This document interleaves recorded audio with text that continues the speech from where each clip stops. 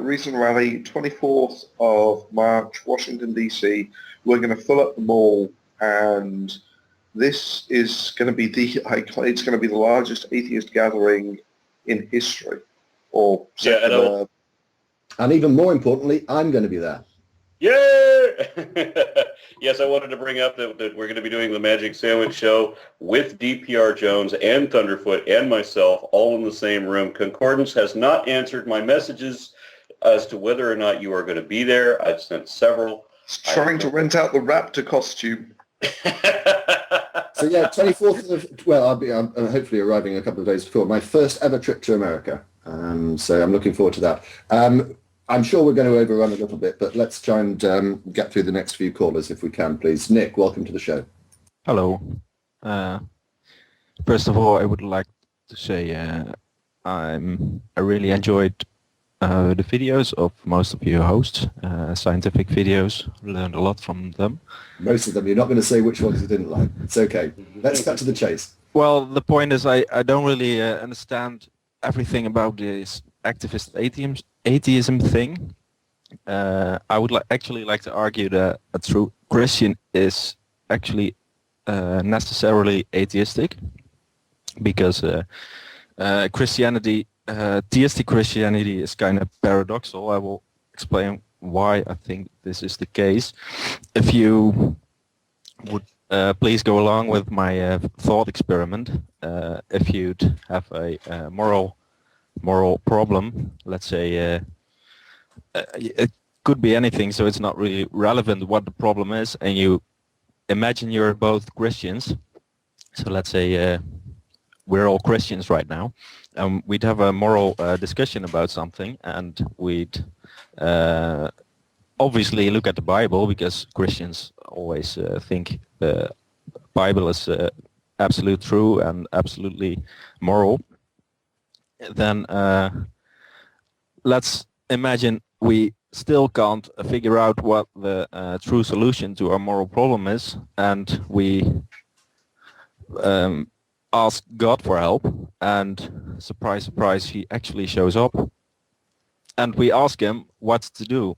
If in this thought experiment God really can't answer the question, the problem is, if he says, Nick is right, then he'd basically say the Bible isn't absolutely true and absolutely moral, because if the Bible was absolutely true and absolutely moral and absolutely perfect, there wouldn't be any problem, there wouldn't be any moral discussion, and we wouldn't be asking God for help, we wouldn't need God's help.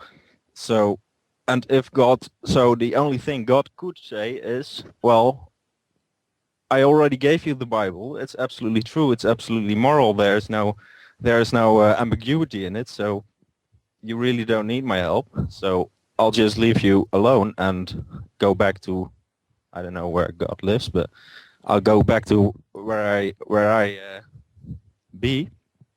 And if God is irrelevant, how can he still be omnipotent? So an omnipotent God that is irrelevant, that doesn't make any sense. So God would therefore, at that hypothetical moment, declare his own death. So since Christians believe that the Bible was written by God and is the true word of God, then basically Jesus didn't just die on the cross as the Son of God, but the Father also died on the cross, because by stating that the Bible is the true word of God, you don't really need God anymore, so God is not omnipotent anymore, so God is actually declaring his own death. It's kind of like a metaphysical suicide. He is. Well, can I pause you there? I'm not entirely sure I followed your argument, but it's not a suicide at all, because he knows he's going to get resurrected. I mean, it's 3 days in a cave before you know that you're going to spend life in an eternity is not, in my view, suicide. But one thing picking up on one of the points you made about whether the Bible can actually resolve morally complex issues. I always pose this to Christians whenever I can. I'm sure you're familiar with the trolley problem, the runaway trolley that's going to Either kill 5 people, or if you pull the switch, it goes down a different line and will kill 1 person. What's the morally right thing to do? Then go to the Bible and say, okay, there's your Bible, there's a problem. What's the answer? And they can't find the answer in the Bible. I mean, the Bible as a guidance for moral behavior is useless. Anyone want to comment on that? No, I completely agree with you. I mean, I've always said exactly that the moral lessons in the Bible don't actually exist or are not moral. Nick, I've got 2 callers waiting. Thank you very much for your call. I'm going to move on. I know it's coming up to 10 o'clock. We'll probably overrun by a little bit if that's all right with everyone. Please don't bother sending any... Whilst we're doing this, I managed to get a read out of Aaron's parrot the other day. Seeing as we have concordance pussy here as well, I'm just going to try this. Meow, meow, meow, meow, meow. The tail is whipping, if that makes you feel better. I'm telling you, annoyed look. I'm telling you in catties that it's gonna have to go all, how shall we say, claws and teeth on you. You're such a pussy. Okay, one last one from the poll whilst we're waiting for Clinshaw to answer the phone. No, I'm here. Okay, how many people, did more people believe in hell or UFOs? Okay, Clinshaw, welcome to the show. I'll give you the answer in a few moments. Howdy. Before I begin, I just want to point out that the Kalam cosmological argument was invented by Muslims. Just in that, talking about William Lane Cray using it, and also Hamza used it. Actually, Muslims invented it. Well, they developed it. It was invented by Aristotle. But anyway, side point. Interesting. I just want to talk about... Brilliant projects. Sorry. Sorry, go ahead. I just want to talk about belief, because in the comment section of the blog TV, as you were talking about, this percentage of Americans believe in this and that, someone was like, don't say believe in evolution. And I just thought I ought to bring out the point that we all believe. I believe when I cross the road and the green light is the little green man is flashing, I believe I'm not going to get run over. But it's evidence-based belief, as opposed to what people like Christians have with their perhaps I could be so brash to say delusions. They have faith-based belief that is either not based on any evidence or contradictory to the evidence. Whereas most of us we operate with belief, but it's evidence-based belief. It's reasonable belief. Any thoughts on that? Yeah, I don't think that the example about seeing the green man and crossing the road is a particularly good one, especially if you're in New York. But I think there are some more basic assumptions that we make, and if we didn't make them, as Randy explained, our lives would become catatonic. If every morning that I woke up, I had to think, I wonder if gravity still exists. If I swing my legs out of bed, am I going to be able to stand up? Is the floor still going to be stable? When I walk out of the door, is the pavement crumble? This is just the track record of inductive reasoning. Yeah. But as I say, I don't think the Green Man was a very good one. Sorry, Thunder, do you want to expand on that? Well, yeah, I mean, like you were saying, and the reason that we believe that gravity existed yesterday and will exist tomorrow is essentially inductive reasoning. But because it's got such a robust track record, it's a reasonable assumption to... My God, it just suddenly occurs to me. So we've got Aaron with a bird trying to eat his fingers. We've got Gordon with his pussy. And then we've got me, who's the bunny. DPR, you are such a... Well, you need to use that tiger bunny I sent. And I'm a troll. I just put a comment in the messages. The only thing I've got, so far as a pet is concerned, is a very large trouser snake, but I don't think I can show that on Blog TV. Oh, that was so cheap and unnecessary, wasn't it? Hey, can we Yes, get Clinktor to talk about Dawa? He seems to be kind of an expert. Which Dawa? A Dawa film. Yeah, well, I'll narrow down that question, Concordance, because what has happened recently in the last few days, someone's not muted. In the last couple of days, Hamza Sortzi has eventually come up with his embryology paper, which has been produced as a result of a conversation he had with P.C. Myers and Aaron Ra on the steps of a hotel in Dublin at the beginning of June of this year. Basically, it is a literary and scientific analysis of Surah 23, which refers to embryology, although it only refers to it in one verse, 23:14, although he seems to think it actually refers to it in 12, 13 and 14. And he's eventually, after months of waiting, he's published this paper. Perhaps you want to talk about that, Clinshaw. Sure, why not? It's a farce. I mean, it's just listening to what he's saying. I haven't even watched the whole video presentation of him that's available on the internet. But just and is what point he is trying to make. I mean, it's effectively that the Quran contains scientific foreknowledge, isn't it? It's essentially this what Muslims nowadays do a lot, which is, I mean, let's be clear. This is post hoc arguments and rationalizations to try and prove that Islam, which they've already taken on board as being absolutely true, Islam, for emotional reasons or for, identity reasons, that Islam is accurate and correct and la-di-da-di-da. I mean, so they've already decided that the Quran is perfect and that therefore the Quran, is also perfectly accurate and that therefore it cannot contradict science. And these days the craze is that, the Quran has advanced scientific foreknowledge of things that only modern science has just discovered, including embryology, except that it doesn't.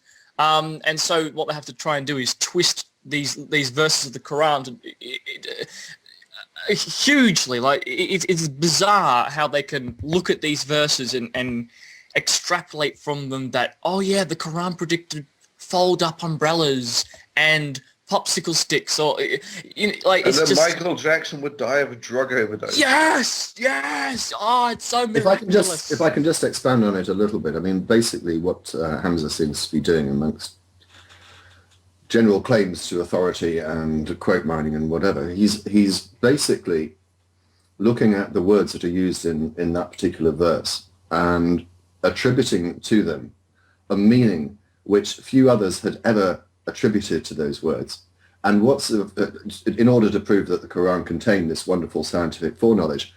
But what's of course interesting, it's and we see this being done with the Bible as well. Venom Fang X tried to do it. He stopped doing it after Thunder absolutely nailed him every time he tried. But it is always the case that these revelations only happen, as you say, after the event. After they've found out what embryology is and how the embryo forms and everything, then they look back at their theological book and say, yes, of course, we just didn't understand it, but it was there all the time. And for that reason, as Thunder often says, none of these books have any predictive power and therefore are redundant. I mean, you can look back at all sorts of things after the event. That's very easy. And it's very amusing that with Hamza at Dublin, he was making the classic argument that Muslims have been making since the 70s, based on Keith Elmore quotes. They're not misquotes. Keith Elmore actually said this stuff. I suspect there was a payoff there. It's all a bit suspicious. But in any case, and it was that the bones form first, and then the muscles form around it, and then no, because fama can mean at the same time. No, but see, the word... I kid you not, it's now got a different meaning. If you watch the hour and a half lecture that he gives, it's now got a different meaning altogether. See, but the thing is, it's not thumma. It's not thumma. The word used in that instance is fa, which indicates sequence. And if you go to the authoritative Lane's Arabic English dictionary, when you go to look up fa, the example it gives of fa and sequence is this exact surah, Surah 22, verse 14, with the exact example. Was it Adnan himself gave that reference? Yes. Exactly that source to go look it up. And when we did, this is the source that definitely proves you wrong, and this is the one you told me to look at. Aren't you not looking at it through blood in the Quran? but it's exactly what I was saying. Though it's a reverse path from science. You decide where you want to be, and then all you have to do is find the right interpretation to get you there. And you know, got this entire book and all these different meanings to words and all the little nuances. It's so easy to do. That's why apologetics doesn't require, you know, scientist level mentality.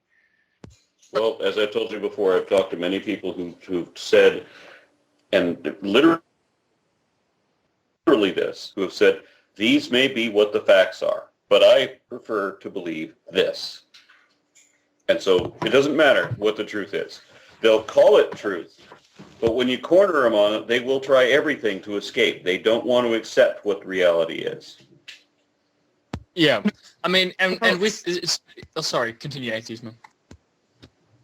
Called scientific miracles in the Quran. They're all laughable to one degree or the other, but they're divided into two basic categories: those that require you to tab out and actually look something up just to be sure, and those that don't, because they're just utterly stupid and you'd have to be completely ignorant to even believe them for a moment. You know, for example, with the embryology one, I think the average layperson even today isn't 100% certain without tabbing out and looking the information up whether there's, you know, how exactly a fetus develops, and therefore how accurate, if accurate at all, the Quranic description is. But then there's other where you don't have to tab out, and it's just some people just lack basic common sense. There was this one, I got in a discussion with a Muslim who said, well, you know, the Quran says that there's sweet water, and then there's the sour water, and there's a barrier between them, and therefore that's evidence that there's a God, and so forth and so on.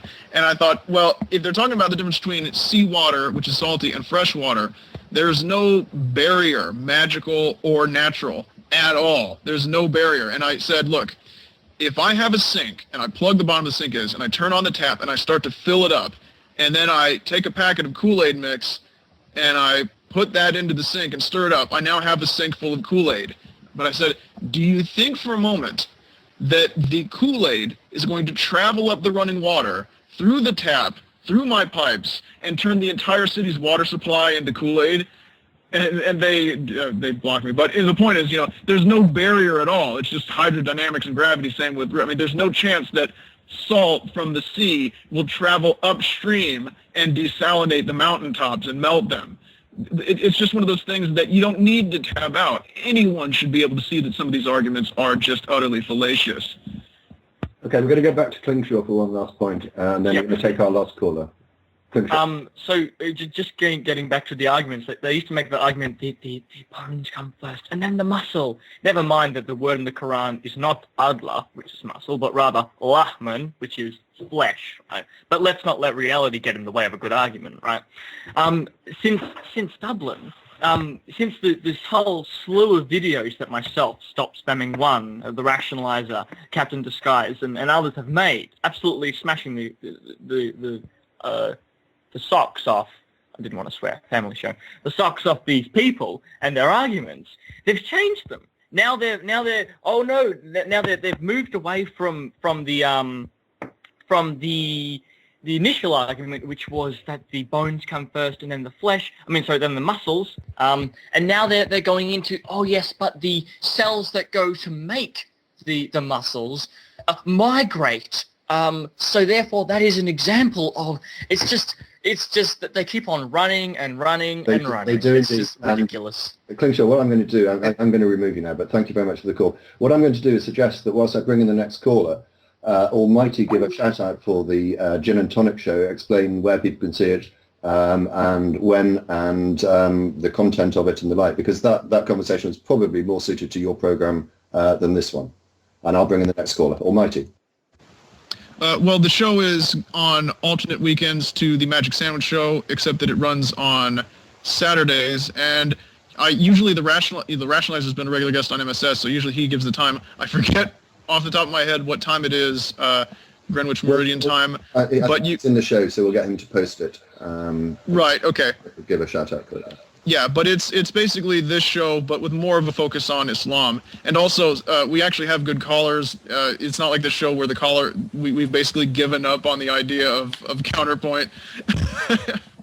Oh, but the thing about the word Lachman, you can go to a market in any Arab, like a flea market or one of those bazaars, and you'll see butchers' stands selling beef and lamb and things like this, and it'll have the word lachlan and then the type of animal whose flesh it is. So even the meat that you eat is considered flesh, lachlan, and that's a word that survives in modern Arabic. So right off the bat, anyone with again a basic knowledge of these things can point out that these are mistaken. And I've always found the language-based arguments. I mean, that was really what prompted me to get up off the sidelines to begin with, is because I found so many Christians making these appeals to translation and trying to sort of kick the ball over the fence so that the game couldn't continue by saying, well, maybe the Hebrew this and maybe the Greek that.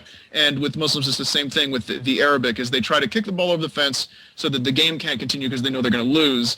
And while I'm sure the average person can sort of smell the bullshit in the air, it is unfortunate with those arguments that if they're going to appeal to it, there is a technical aspect that not everyone has I guess the patience to deal with, or the background or expertise. So that was what originally motivated me to start making videos, which I haven't done in about a year. I'd like to throw two things out about the Gin and Tonic show. First of all, on Hamza's argument about the embryology, when he realized that they were talking to an embryologist, right away they changed the subject to geology, because they had to, for the very reason that you're talking about. They have to be able to conceal it from themselves. They're trying to conceal reality. Secondly, for anybody that is interested, if you live in a Muslim-dominant area and you're curious about this, I did a lot of research with Almighty Atheismo and the Rationalizer. These guys are, in my opinion, Quranic Arabic experts, and I'm sure they've got a lot of quality content to the show. So just based on their talent alone. So go to check them out, and don't try not to judge Atheismo by his haircut. Yes, I would certainly second that. I think it's a really interesting show, far better than this one. Seriously, and it's hosted much better as well. No, but seriously, it is very interesting. Any issues about Islam, I think that it's well worth watching the show. I can't remember. I've got to give the result of the question before we come onto the call. Did I ask about angels and hell? I can't remember what the question was now. Someone remind me. Hell and UFOs. Oh, sorry, hell and the UFOs? Okay. Just seeing the pattern, I'm going to go with more people believing in UFOs. Although, to be honest, without the pattern, I'll be honest, I would be inclined to say the opposite. Well, you're not very good at patterns, because belief in UFOs is only 32% and belief in hell is 61%.